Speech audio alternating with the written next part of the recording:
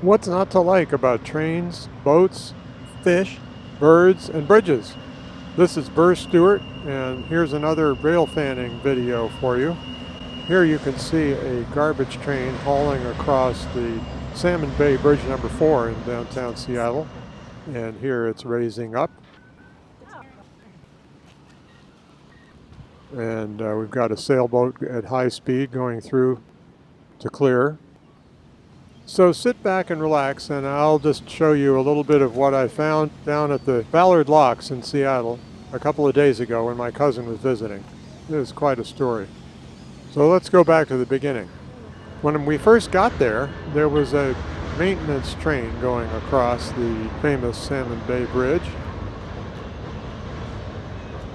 And it had some interesting engines on it, so let's go back and look at these engines for a second here.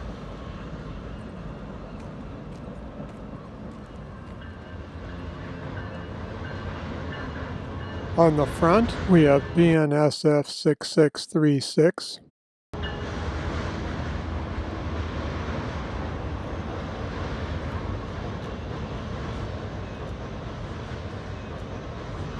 And on the rear, we have BNSF 725, which of course is originally in Santa Fe paint with their BNSF stencil. Immediately after that, the bridge was raised. I think that little white gatehouse is where the person who controls the bridge works. And that tipped me off that maybe there was a tall-masted boat that needed to go through right away.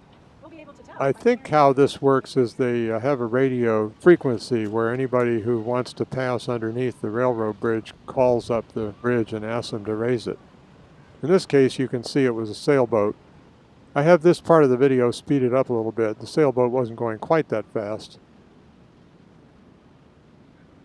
In the blue shirt, you can see my cousin going out to look at the view.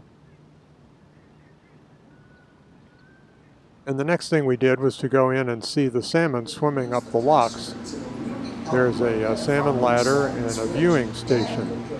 Beautiful fish.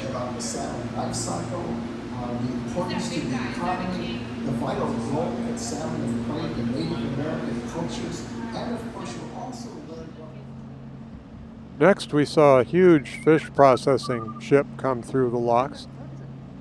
It's kind of amazing that the locks are big enough for this big a ship. Overhead, there was a great blue heron.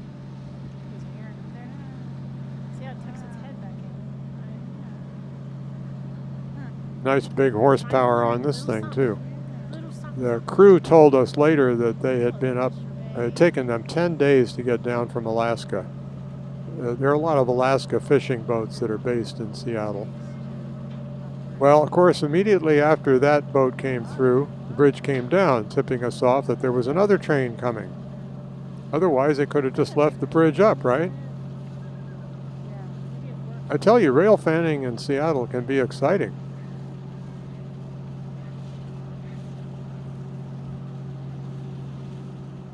Although I sped up this part of the video so that you don't have to wait for the exact alignment of the bridge end.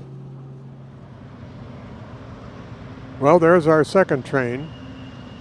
This looks like a garbage train. These are all containers full of municipal solid waste that are coming from all the cities up and down Puget Sound. I don't know what was wrong with me. I didn't train my camera on the locomotive, so we can't tell what numbers they are. Sorry about that.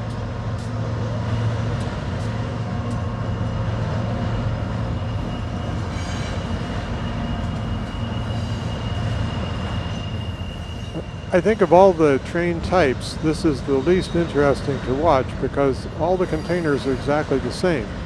At least with a normal container train, there's some variation in paint jobs. So this can be pretty deadly. Unless you're into counting cars, which I didn't do this time. But happily for our diversion, there was a tugboat coming through to the locks. With an ingenious device on the top, you can see the radio antennae and other apparatus on the very top of the tugboat were engineered to bend over so that they can just come right through the bridge without having it raised. There's no limit to the ingenuity of the human brain.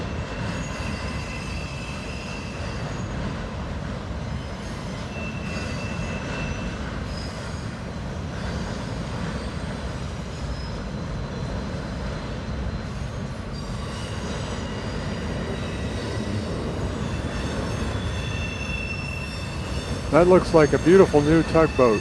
I bet it's the equivalent of a GEVO locomotive. Air quality controls and that type of thing.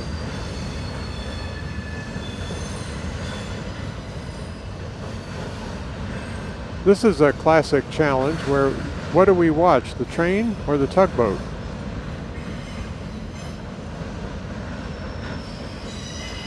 I flitted back and forth. Watched the tugboat for a minute, and then I went back to the train.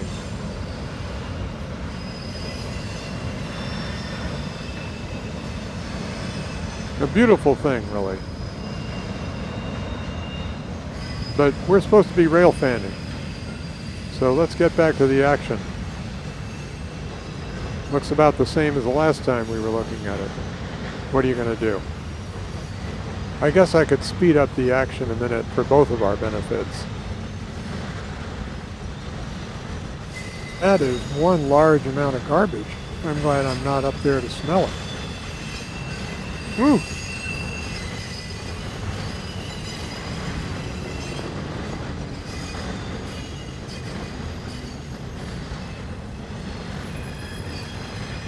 Well, there's the end. See the handrails sticking up at the back. A lot of summer foliage blocking our view. There it goes.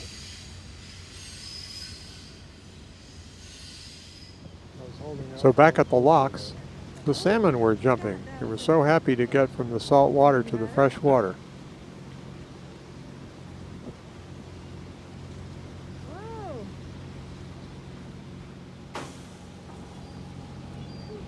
The seagull found it a little irritating, though.